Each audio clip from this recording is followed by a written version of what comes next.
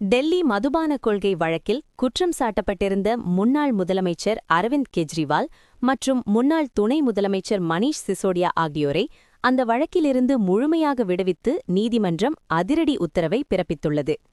நீண்ட காலமாக நடைபெற்று வந்த இந்த வழக்கில் அமலாக்கத்துறை மற்றும் சிபிஐ தரப்பில் போதுமான ஆதாரங்கள் சமர்ப்பிக்கப்படாத காரணத்தால் அவர்கள் மீதான குற்றச்சாட்டுகளை ரத்து செய்து நீதிமன்றம் இந்த உத்தரவை வழங்கியுள்ளது.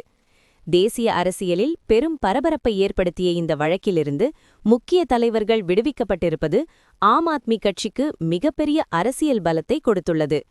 இந்த தீர்ப்பு குறித்து அரவிந்த் கெஜ்ரிவால் மற்றும் மணீஷ் சிசோடியா ஆகியோரின் குடும்பத்தினர் பெரும் மகிழ்ச்சி தெரிவித்துள்ளனர். இதுகுறித்து பேசிய அவர்கள், உண்மை எப்போதும் வெல்லும், அரசியல் பழிவாங்கலுக்காக போடப்பட்ட இந்த பொய் வழக்குகள் நீதிமன்றத்தில் நிற்காது என்பது இன்று நிரூபணமாகியுள்ளது என்று கண்ணீருடன் நெகிழ்ச்சியாக கூறினர்.